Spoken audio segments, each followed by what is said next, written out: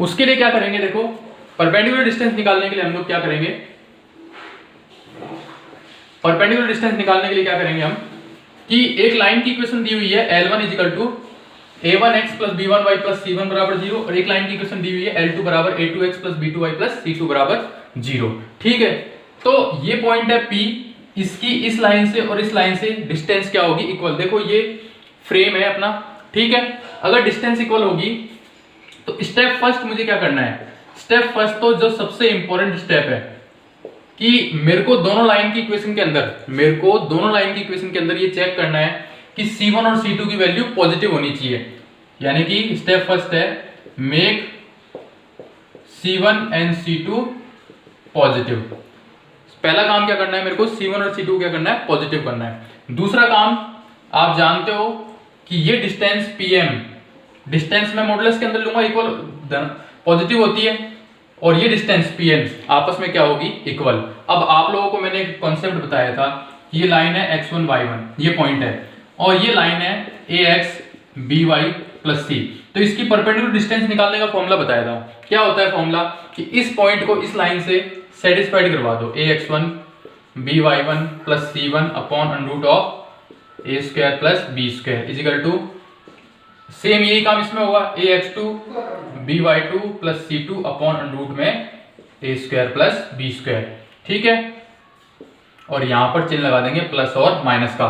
क्यों? क्योंकि डिस्टेंस हमेशा किसकी होती है, पॉजिटिव होती है। यहां के बाद अपने पास बहुत सारे केस स्टार्ट हो जाते हैं। देखो ये टॉपिक बड़ा इंपॉर्टेंट है कि मुझे बाइसेक्टर निकालना है, इक्वेशन निकालनी है एक ऐसी लाइन की, एंगल बाइसेक्टर, इक्वेशन निकालनी है एक ऐसी लाइन की जो कि क्या है, एंगल बाइसेक्टर है, जो कि क्या है मेरे पास में एंगल बाइसेक्टर है, उसकी इक्वेशन निकालनी है। लेकिन जो एंगल बाइसेक्टर है वो कई प्रकार से होता है भाई मेरे पास में। एंगल बाइसेक्टर अपने पास में क्या नाम है, तो एंगल बाइसेक्टर अपने पास में कई प्रकार से निकालता है। एक्यूट एंगल और ऑब्टस एंगल के अकॉर्डिंग निकलेगा भाई। तो देखो एक्यूट एंगल और ऑब्टस एंगल के लिए क्या होगा और ओरिजिन के लिए क्या होगा। अगर ओरिजिन है, अगर मेरे को देखो ये इक्वेशन निकाल के देगा, क्वेश्चन करेंगे और समझ में आएगा। अगर ओरिजिन का इक्वेशन निकालना है, किसका निकालना है, ओरिजिन का इक्वेशन, तो इसका साइन ऑलवेज पॉजिटिव लेंगे, स्टार लगा लो। If we find equation of origin, origin मतलब ओरिजिन से पास होने वाले एंगल बाइसेक्टर, कौन सा एंगल बाइसेक्टर, जो ओरिजिन से पास हो, ओरिजिन से पास होने वाले origin bisector we will take sign positive. हम कौन साइन लेंगे, ऑलवेज पॉजिटिव साइन लेंगे। अब देखो यहां मिटा देता हूं मैं, यहां पर बहुत सारी कंडीशन बनेगी भी मेरे पास में, वो बता देता हूं मैं, एक आपको एक टेबल बना के दिखा देता हूं। यहां है condition,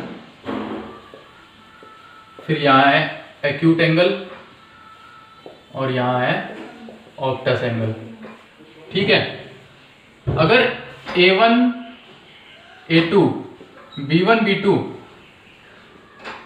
plus C1 C2 greater than 0 हो, A1 A2 plus B1 B2, ठीक है, ये ग्रेटर देन 0 हो अपने पास में,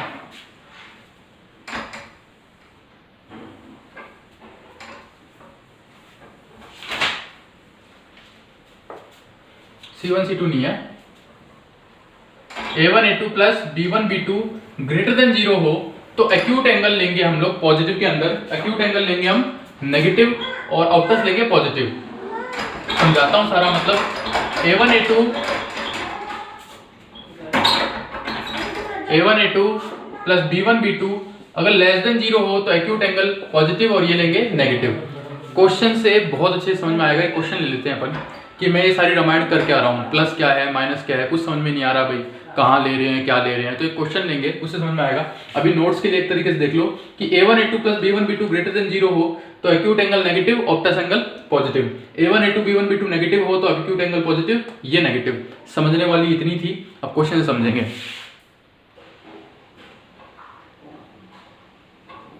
अब देखो भाई क्वेश्चन अपने पास में क्या आ गया, क्वेश्चन अपने पास में आ गया कि find equation of angle bisector this and this. इस लाइन और इस लाइन का एंगल बाइसेक्टर फाइंड करना है, इस लाइन और इस लाइन का एंगल बाइसेक्टर फाइंड करना है।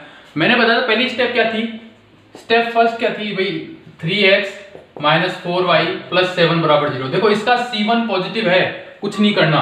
इसका देखो 12x plus 5y minus 2। c क्या है इसका, माइनस का है ना, इसको पहले प्लस का बनाओ तो ये हो जाएगा minus 12x minus 5y plus 2 equal to 0। अब इनके c1 c2 दोनों क्या हो गए, पॉजिटिव हो गए। स्टेप नंबर 2 क्या बताया था मैंने, a1 a2 b1 b2 c1 c2 check करो। a1 a2 b1 b2 c1 c2 बराबर माइनस 36 प्लस 20 प्लस 14 कितना आया, देखो ये आया 34, ये माइनस का 2 यानी कि less than 0। a1 a2 plus b1 b2 plus c1 c2 क्या हो गए, लेस देन 0 आ गए। अब आपसे क्वेश्चन पूछ रहा है कि एक्यूट एंगल फाइंड करो कि ऑप्टस एंगल फाइंड करो, वो क्वेश्चन में देगा भाई, इसमें नहीं दिया मैंने क्योंकि मुझे दोनों बताने हैं। मान लो वो क्वेश्चन कर रहा है आपसे ऑप्टस एंगल फाइंड करो, मैंने आपको बताया था कि a1 a2 plus b1 b2 plus c1 c2 अगर लेस देन 0 हो तो टेबल के अंदर चेक करो, ऑप्टस एंगल के लिए मैं साइन लूंगा नेगेटिव और एक्यूट एंगल के लिए साइन लूंगा मैं पॉजिटिव। ये सब चीजें क्या हैं अब बताते हैं आपको अच्छे से, अब समझ में आएगा। इक्वेशन क्या थी मेरे पास, Pm इजिकल टू Pn, यही तो थी भाई अपने पास। अभी पॉइंट भी नहीं दिया उसने, अपने क्वेश्चन में पॉइंट देने चाहिए थे उसको, ठीक है। अब Pm क्या है मेरे पास में, 3x minus 4y plus 7 upon 9 plus 16, यही था। प्लस माइनस ये क्या हो जाएगा अपने पास में 12x plus 5y minus 2 upon 144 plus 25, ये था। तो ये हो जाएगा 3x minus 4y plus 7 upon 5 plus minus ये कितना हो जाएगा 12x 5y माइनस 2 अपॉन 30। अब आपको चाहिए मान लो ऑप्टस की इक्वेशन चाहिए, इक्वेशन ऑफ लाइन जो कौन सा एंगल बना रहा है, ऑप्टस एंगल बना रहा है। तो आप साइन लोगे, देखो ऐसे लोगे 3x minus 4y plus 7 upon 2, यहां साइन लोगे नेगेटिव, क्यों, ऑप्टस के लिए नेगेटिव लोगे, और ये हो जाएगा 12x plus 5y minus 2 upon 13। अब इसको क्रॉस मल्टीप्लाई कर लो भाई, क्रॉस मल्टीप्लाई करोगे तो कितना हो जाएगा 39x 2y 9, ठीक है। इधर करेंगे तो माइनस 24x माइनस 10y और प्लस 4, सेट कर लो, ये कितना हो जाएगा 9 4 13 63x, ये कितना हो जाएगा 42y, ये कितना हो जाएगा 87 इजिकल टू 0। ये कौन सी इक्वेशन आ गई, ये इक्वेशन आ गई ऑप्टस की। किसकी इक्वेशन आ गई है, ऑप्टस की। इसी प्रकार से आपको एक्यूट के निकालने हैं तो आप एक्यूट भी फाइंड कर सकते हो। अब समझ में आया, प्लस माइनस का मतलब इस तरीके से क्वेश्चन आएगा भाई। देखो भाई अब सबसे इंपॉर्टेंट चीज बता रहा हूं मैं आपको, homogeneous equation of second degree, homogeneous equation of second degree, और वो क्या होती है ax square plus 2hxy plus by square बराबर 0। ये होती है होमोजीनियस इक्वेशन कितने डिग्री की, 2 डिग्री की। इसका मतलब क्या है, जब भी मैं इस इक्वेशन को सॉल्व करूंगा ना तो मुझे 2 लाइन मिलेंगी। कितनी लाइंस मिलेंगी, 2 लाइंस मिलेंगी। इससे रिलेटेड क्वेश्चन बड़ा टफ आता है भाई कि होमोजीनियस इक्वेशन ऑफ 2 लाइंस का क्या मतलब है, कि होमोजीनियस इक्वेशन का अगर मेरे को होमोजीनियस इक्वेशन की अगर मेरे को इक्वेशन पूछे तो इक्वेशन डायरेक्ट ये होती है ax square plus 2xy plus by square बराबर 0। इसको सॉल्व करके जो लाइंस आएंगी वो 2 लाइन आएंगी मेरे पास। लेट अपन मान लेते हैं वो 2 लाइन की इक्वेशन क्या है, let equation of lines are, मैं मान लेता हूं y1 बराबर m1x एंड y बराबर m2x। ये तो होती है भाई लाइन की इक्वेशन, यही तो होती है y बराबर m1x और y बराबर m2x, यही तो होती है। देखो भाई इसको सॉल्व करेंगे क्योंकि इसके अंदर c नहीं है मेरे पास, c नहीं है तो यानी किससे पास होगी, ये क्या ना ओरिजिन से पास होगी। एक तो आ जाएगी y1 बराबर m1x और एक आ जाएगी y बराबर m2x। इससे रिलेटेड क्वेश्चन कैसे आते हैं वो बताता हूं आपको मैं, कि ये होमोजीनियस इक्वेशन है 2 डिग्री की। इसको सॉल्व करने पर 2 इक्वेशंस आएंगी मेरे पास, 2 लाइन की इक्वेशन आएगी y बराबर m1x और y बराबर m2x। आप बोल रहे हो सर इसके अंदर c क्यों नहीं आ रहा, इसलिए नहीं आ रहा क्योंकि इसके अंदर ही c नहीं है कोई भी। देखो x y c नहीं है यानी कि ये किससे पास होगी, ओरिजिन से पास होगी। ये इक्वेशन किससे पास होगी, अपनी ओरिजिन से पास होगी, ठीक है। अगर इसके अंदर c नहीं है तो ये ओरिजिन से पास होगी। अब देखो इसके अकॉर्डिंग अगर मैं देखूं तो y upon x is equal to m1 ठीक है, और y upon x is equal to m2, इसको मैं m ही मान लेता हूँ फिलहाल के लिए, ठीक है। दोनों लाइन के लिए क्या मान लेता हूँ मैं, इसको m ही मान लेता हूँ, m1x और m1 और m2 आ जाएगा एक बार के लिए, बाद में अपन m1 m2 कर लेंगे। तो इस लाइन की इक्वेशन ये हो रही भाई, ax square plus 2hxy plus by square. मैं कराने को इसको डायरेक्टली इसके फॉर्मूले लिखा दूंगा, आप रट लेना, कोई बड़ी बात नहीं है, लेकिन ये आए कहाँ से, कॉन्सेप्ट क्या है, वो सब ये है। यूजुअली अपनी बुक के अंदर ये डायरेक्ट बताया हुआ है कि ये दो लाइन की इक्वेशन है, इसका कॉन्सेप्ट ये है, एंगल ये है, फलाना, इनके बीच में एंगल ये है, इनकी कंडीशन क्या है, सारी चीज बता देगा वो, कोई दिक्कत वाली बात नहीं है। लेकिन ये आया कहाँ से, रीजन क्या है, वो रीजन ये रहा, वो रीजन बताता हूँ आपको, ठीक है। अब मेरे को करना है, देखो एक्स स्क्वायर का डिवाइड कर दो इस सबके अंदर, तो ये हो जाएगी a 2h, एक्स स्क्वायर का डिवाइड करेंगे तो y upon x, x square का डिवाइड करेंगे तो y square upon x square बराबर 0। अब यहां से देखो a plus 2h y upon x plus b y square upon x square, ठीक है, बराबर 0। इस y अपॉन एक्स को मैं m डिनोट कर रहा हूं, और इस तो ये हो जाएगा b m square 2hm plus a बराबर 0। इसको देख के आपको ये m के अंदर एक क्वाड्रेटिक इक्वेशन याद नहीं आई क्या?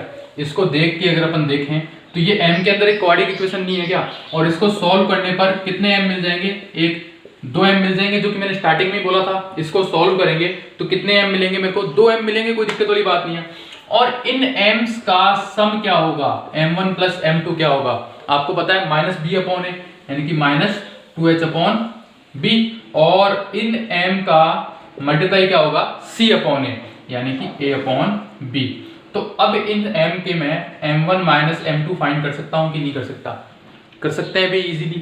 क्या हो जाएगा? अंडरूट के अंदर m1 प्लस m2 का होल स्क्वायर क्या हो जाएगा? m1 square m2 square plus 2m1 m2 minus 4m1 m2 करते हैं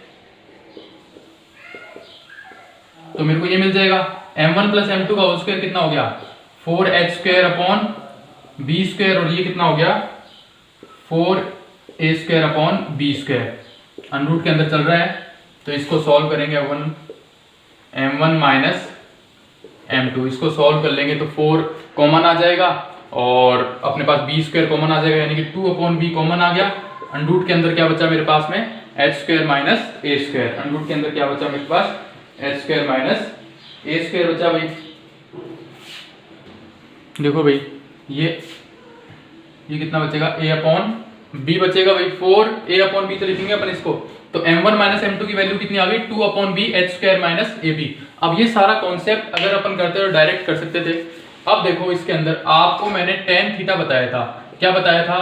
m1 minus m2 1 plus m1 m2। तो ये क्या हो जाएगा? m1 माइनस m2 की वैल्यू कितनी आ जाएगी? 2 upon b h square minus ab upon 1 plus m1 m2। m1 m2 कितना हो गया मेरे पास? a upon b। थोड़ा सा मिटा लेते हैं भाई ऊपर वाला सारा कुछ, आप देख लो एक बार, इसको मिटा लेते हैं थोड़ा सा, और इंपॉर्टेंट चीज रख लेते हैं।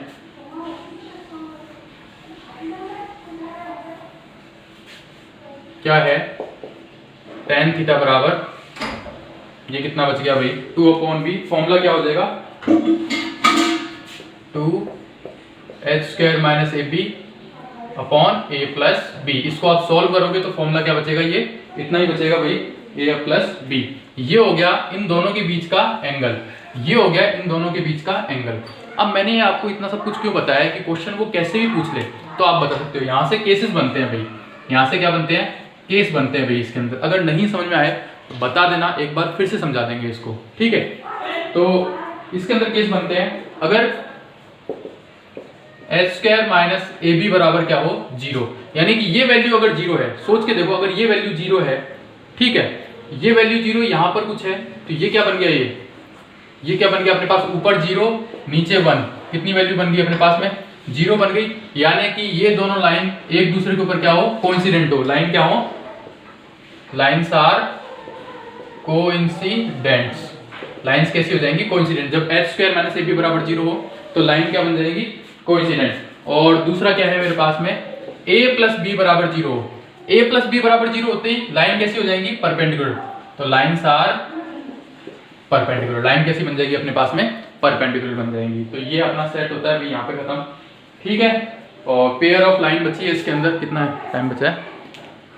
इस तरीके से मैंने स्ट्रेट लाइन ऑलमोस्ट सारी आपको बता दी है, ठीक है। फिर भी कोई दिक्कत हो तो आप मेरे को बता देना। स्ट्रेट लाइन के अंदर पेयर ऑफ लाइन की है अगर, तो L1 L2 बराबर 0 कर देना, ये पेयर ऑफ लाइन हो जाएगी।